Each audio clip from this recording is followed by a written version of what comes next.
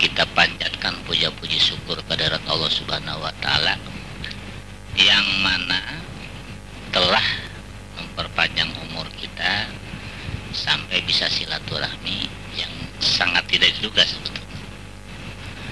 Namun jangan lupa kita bacakan sholawat dan salam kepada junjungan kita Nabi besar Muhammad Sallallahu Alaihi Wasallam. Menjawab pertanyaan pertama, insya Allah wiridan al-hikmah yang bunyinya ya Allah ya Hayyu ya Qayyum ya Adimu ya Rabbal Alamin itu dari Rasulullah ke Anas bin Malik waktu jadi amilin di negara Yaman. Mulai turun wiridan tersebut waktu Anas bin Malik diperintah nagih zakat fitrah ke daerah Al-Maghrib. Setelah Anas bin Malik mendapat tugas segitu berat, langsung ngadu, ya Rasulullah, kan orang Al-Maghrib teh jagoan-jagoan, bagaimana kalau saya ditolak atau dikhianat sama orang sana? Langsung Nabi merintah sama Anas bin Malik, kalau kamu disiksa orang atau mau dikhianat orang, baca ya Hayyu ya Qayyum ya Adimu ya Rabbal Alamin. Kenapa dibaca ya Allah? Itu mah ijma ulama, tambahan para ulama, tujuannya Allahumma. Nah terus dialih mah untuk menggunakannya, baca ba'da sholat. Kalau mau wiridnya tolong diwirid dulu 13 kali 7 malam berturut-turut. Kalau pertamanya ba'da maghrib 7 malam itu maghrib semua. Kalau pertamanya ba'da isya 7 malam itu isya semua. Nggak boleh malam ini maghrib, besok isya nggak boleh. Nah maka di mana mau wirid harus ngambil mana waktu yang panjang dan mana kesempatan kita. Nah di mana batal setelah 5 malam? Apakah itu lupa? Apakah itu ketiduran? Itu harus kembali semula dari nol lagi.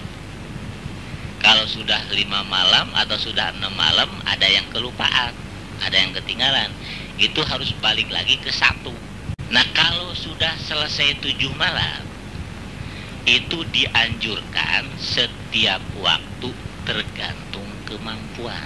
Kalau kita banyak mampunya, karena daripada nganggur saya lebih baik ngewirid, itu lebih bagus, karena kita cari pahala.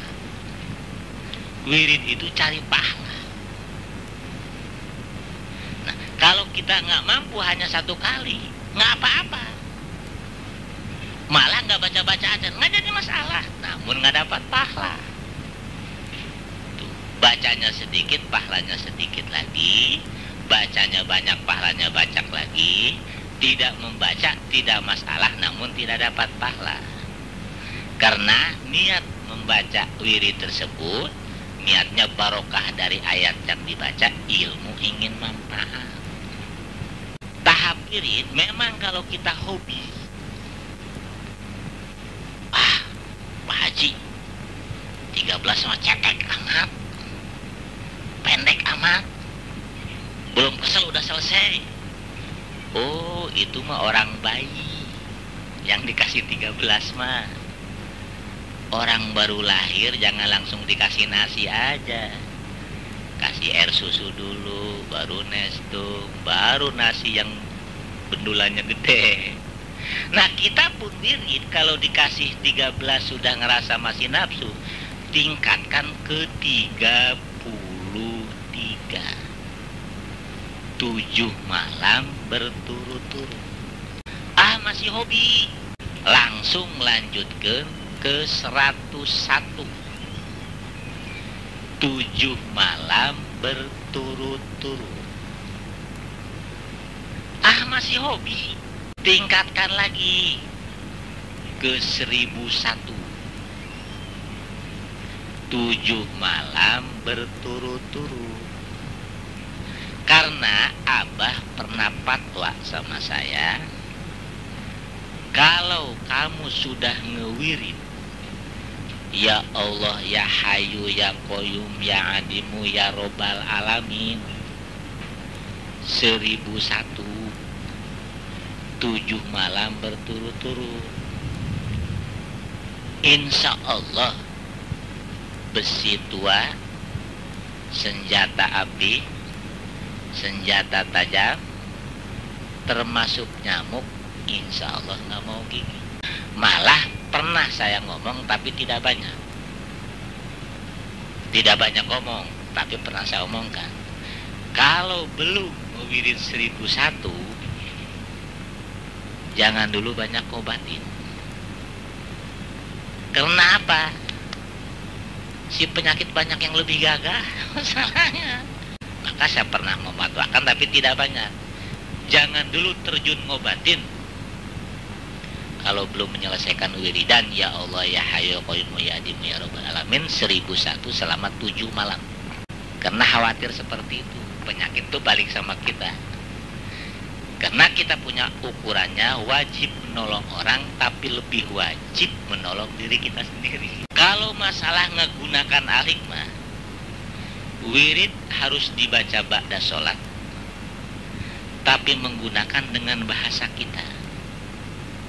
Memang petunjuk dari wirid ya Allah, ya Hayyu, ya Qayyum, ya Adimu, ya Rabbal Alamin itu adalah untuk menutup. Di mana orang kebacok keluar darah, boleh ditutup dengan ya Allah, ya Hayyu, ya Qayyum, ya Adimu, ya Rabbal Alamin. Tapi kita ngeraskan perut sambil membaca itu jangan napas. Karena kalau menutup darah sambil napas, tetap si darah kesedot, keluar lagi, keluar lagi. Kalau saking yakinnya dan saking khusyuknya kepada Allah tidak napas, itu kadang-kadang rapat lagi.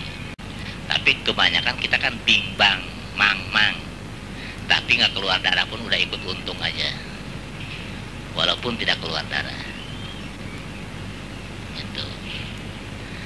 Nah maka disebut tadi penutup, walaupun kita menggunakan dengan bahasa kita. Contoh, di mana orang menyabut golok, sebelum dicabut kita bilang rapat, atau kita bilang jangan bisa. Dengan bahasa kita, dengan niat, tapi sambil mengeraskan perut. Tetap yang kerja itu adalah ya Allah, ya Hayyu, ya Qayyum, ya Adimu, ya Rabbal Alamin. Terus nyinggung selanjutnya, hujan. Apa jangan hujan? Bukan. Barangkali kita mau salametan, hujan supaya dihindarkan dulu. Itu bisa. Dari ya Allah, ya Hayyu, ya Qayyum, ya Adimu, ya Rabbal Alamin, kalimatnya nutup tadi supaya dihindarkan dulu. Senjata api sama. Das umpamanya si pistol mau dicabut, rapat, insya Allah si senjata nggak bisa dicabut. Tapi gimana kalau sudah dicabut? Bilang jangan meledak, insya Allah si senjata tidak akan bisa meledak. Maka serbaguna. Umpama ada orang tiba-tiba ngomelin kita, wah, tutup aja, jangan bisa ngomong. Itu dia tidak akan bisa ngomong, karena ditutup dengan bilang jangan bisa ngomong. Tapi perut harus dikeraskan, menyebut itu lagi. Karena diumpamakan apa? Diumpamakan golok. Kalau mau pakai ngasah, maka keburu ngebacokin. Duh, maka diasahnya ba'da sholat. Dimana mau menggunakan nggak usah ngasah lagi, tinggal niatkan. Maka dianjurkan setiap sholat baca tergantung kemampuan. karena tujuannya mengasah tadi. Waktu tenang ngasah, kita mau menggunakan nggak usah ngasah lagi. Bisa ke istri kalau istri kita rewel. Kenapa? Karena saya punya pengalaman.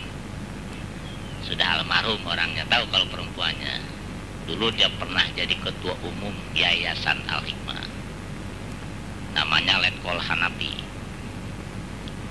Punya istri lumayan. Marah sama satu orang ke tamu-tamu ke Sebor. Kalau dia pulang dari kantor, pembantu salah, itu semua kena omel. Kenapa ke Sebor? Karena dia nyiram kembang sambil wow, wow, wow, wow. Sampai saya duduk di ruangan tamu ke Sebor, kembangin bunga yang di Sebor kita di ruangan tamu ke Sebor. Setelah saya begitu mau pulang, saya bisik-bisikin aja, Pak. Nanti mah kalau dia lagi marah, bilang aja, jangan bisa ngomong.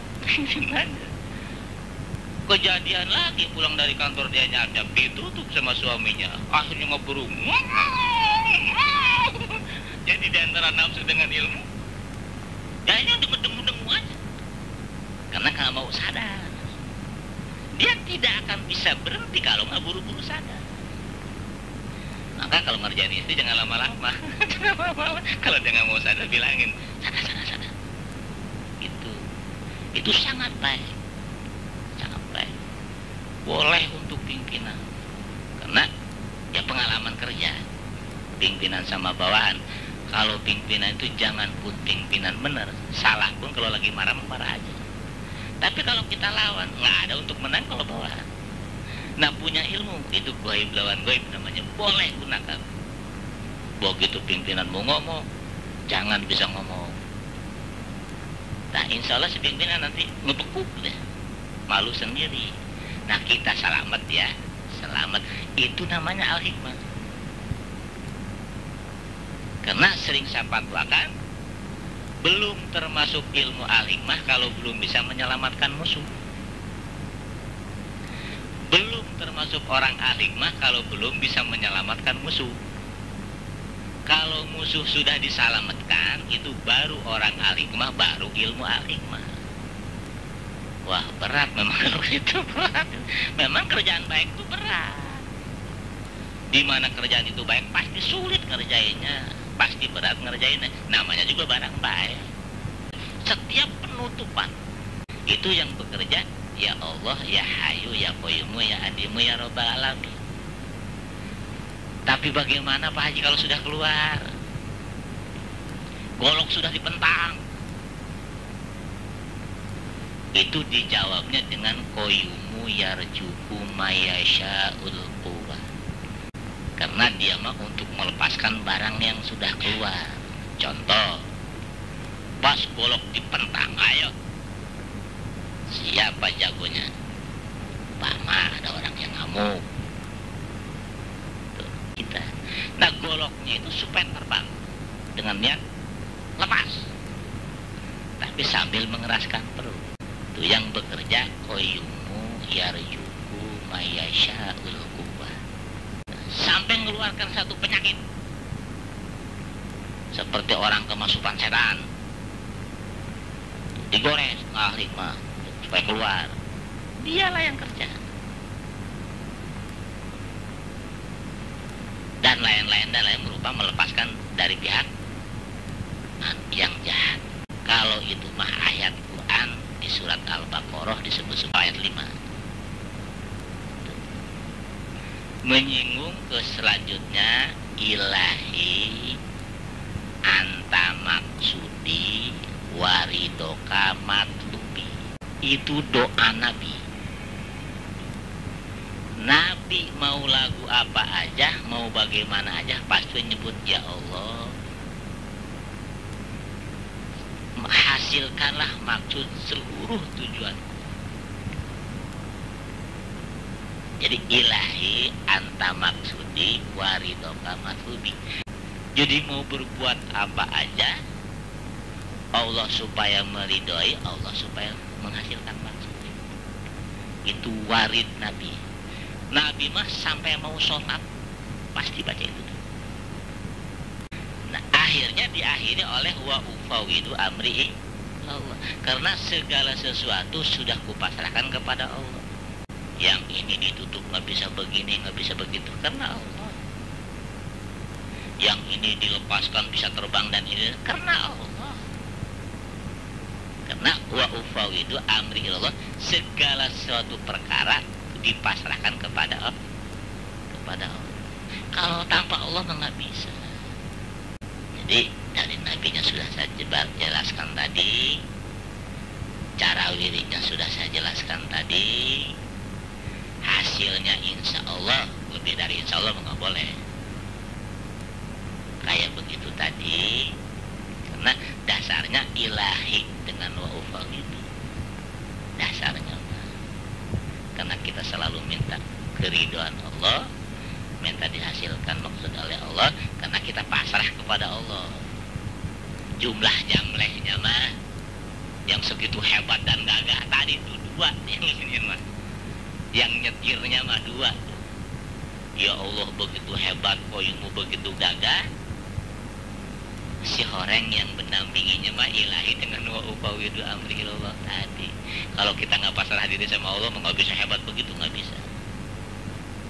Dan tidak selalu mendoa minta keridhaan kepada Allah. Langsung ke wirid. Bismillahirrahmanirrahim. La tudrikuhul absar wa huwa yudrikul absar wa huwa latiful khabir. Kalau di Qur'annya mah la tudrikuhul absaru wa huwa yudrikul absara wa huwa latiful khabir. Itu kalau ngewirinya 13 7 malam berturut-turut, air keras supaya seperti air dingin, tapi tetap perut harus dikeraskan. Baca la tudrikul absar wa huwa yudrikul absar wa huwa latiful khabir. Bismillahirrahmanirrahim. Ya Allah, tolong dinginkanlah air keras seperti air dingin. Nah, insya Allah si air keras itu dipegang nanti tidak apa-apa. Kalau ngewirinya 13. Namun kalau diwirinya 1000 semalam, dipatwakan oleh Abah itu untuk rezeki. Kalau diwirinya 1 malam 1000 tapi didawamkan. Untuk selanjutnya wirid yang ke-1, Allahumma ja'alni mahbuban fi qulubil mu'minin wa basyirni wa bilgoni ila mi'atin.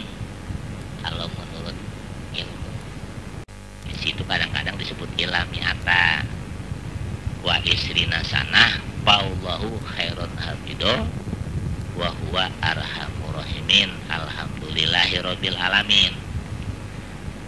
Itu doa dari Rasulullah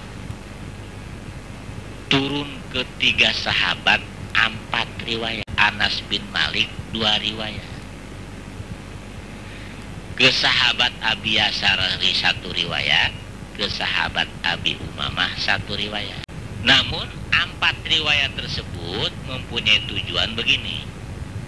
Sabda Rasulullah, siapa orang yang sudah mendawamkan Allahumma ij'alni mahbuban fi qulubil mu'minin wa basyirni wa bilgoni ila mi'ata wa isrina sanah Allahu khairun hafido wa huwa arhamur rahimin. Alhamdulillahirabbil alamin. Itu akan diangkat derajat di akhirat. Nah, kalau sudah di akhirat diangkat derajat, udah masya Allah, udah pasti masuk surga. 4 riwayat tujuannya ke situ. Namun saya menemukan riwayat dari Abah bahwa Nabi pada waktu itu mau diserbu, mau dibunuh oleh 70.000 kafir dengan teriakan, hayo Muhammad bunuh, hayo Muhammad bunuh. Nah, pada waktu itu Rasulullah sedang sholat sunnah. Selesai sholat sunnah, langsung Rasulullah sambil berdiri membaca Allahumma ij'alni mahbuban fi qulubil mu'minin mukminin wa basyirni wa bilgoni ilamiatin boleh, ilamiata boleh, wa innahu khairun abida wa waramurhimin alhamdulillahirabbil alamin. Satu kali. Jadi kafir yang 70.000 itu berbalik kasihan. Yang tadinya mau membunuh ternyata tidak jadi. Maka dipatwakan oleh Abah, siapa orang yang membaca Allahumma ja'alni tadi, maka 70.000 manusia yang kasihan sama kita sekali baca. Sedangkan manusia di dunia kan miliaran. Nah, alhamdulillah riwayat dari nabinya tadi yang segitu hebat, di akhiratnya akan diangkat kemuliaan, diangkat derajat. Nah, konon diriwayatkan sama Abah pun begitu hebat, memuaskan. Nah, yang akhirnya berhubung pada waktu itu Nabi mendoanya sambil berdiri. Dan praktek sholat hajat adalah mendoanya berdiri. Maka dimasukkan ke doa sholat hajat. Gimana sholat hajat di Al-Hikmah? Atau sholat hajat yang kami keluarkan atau yang kami fatwakan. Sholatnya begini, usolli sunata litol bihajati rok'ataini lillahi ta'ala. Tuh, rokaat pertama setelah Fatihah baca suratnya idajah 3 kali sampai selesai. Rokaat kedua baca surat Ikhlas 5 kali sampai selesai. Setelah uluk salam baca Fatihah lagi 10 kali sambil duduk. Dari bismillah sampai waladhdallin 10 balik. Setelah selesai baca Fatihah, baca lagi la ilaha illallah wahdahu la syarikalah lahul mulku wal hamdu yuhyi wa yumiitu wa ala kulli syai'in qadir 10 kali. Karena Nabi Adam dilempar dari surga ke dunia, sekian ratus tahun tidak ketemu dengan Siti Hawa. Pas ketemu di Arfah yang disebut Jabarohmah, maka disebut Jabarohmah pun karena pertemuan Nabi Adam dengan Siti Hawa. Yang sekarang dibentuk tubuh itu bekas peluk-pelukan Nabi Adam dengan Siti Hawa. Tapi pada waktu itu Nabi Adam membaca la ilaha illallah wahdahu la syarikalah lahul mulku wal hamdu yuhyi wa yumiitu wa ala kulli syai'in qadir 10 kali. Maka dianjurkan setiap manusia berangkat haji wukuf di Arfah sekurang-kurangnya harus baca itu 10 kali. Apalagi lebih banyak lebih bagus. Karena untungnya umat Nabi Muhammad mah dimanapun mendoa diijabah. Zaman Nabi Adam mah kalau pengen diijabah harus ke Arfah. Lain dari Nabi Muhammad enggak. Hanya umat Nabi Muhammad di mana mendoa pada waktu itu diijabah kontan. Tapi doa terbagi 3. 1 buat nebus dosa, 2 buat samperin di akhirat, 3 kontan. Nah, selesai itu baca 10 tadi Fatihah 10, la ilaha illallah wahdahu la syarikalah lahul mulku wal hamdu yuhyi wa yumiitu wa ala kulli syai'in qadir 10, langsung sujud. Niatnya sujud syukur. Baca Allahu Akbar, setelah Allahu Akbar diangkat tangan langsung sujud. Di waktu sujud baca tuh ya Allah ya Rabbal alamin, ya Allah ya Rabbal alamin, ya Allah ya Rabbal alamin sekurang-kurangnya 3 kali. Lebih banyak lebih bagus, baru sambung dengan bahasa kita. Gimana? Ya Allah makmurkan rezeki kami, ya Allah selamatkan kami dari dunia ke akhirat, ya Allah jadikan anak kami yang soleh dan soleh, dan yang lain seluruh kebutuhan kita. Umpamanya pegawai ingin dijadikan pimpinan, lain-lain itu seluruh kebutuhan kita. Setelah selesai semua kebutuhan kita, baru bangun dari sujud, uluk salam ke kanan, uluk salam ke kiri. Langsung berdiri, apa ngedoa. Doanya Allahumma ta'lama syirri wa alaniyati fa'akbal makdurati wa qadil hajati fa'tali sa'li suwali la yaghfiru dunuba ila anta birahmatika ya arhamar rahimin. Alhamdulillahi rabbil alamin. 3 kali baru disambung dengan Allahumma ij'alni tadi. Karena ngambil dulu Nabi waktu baca doa itu sambil berdiri. Berhubung doa hajat sambil berdiri, maka dimasukkan itu. Silahkan sambung dengan doa yang lain.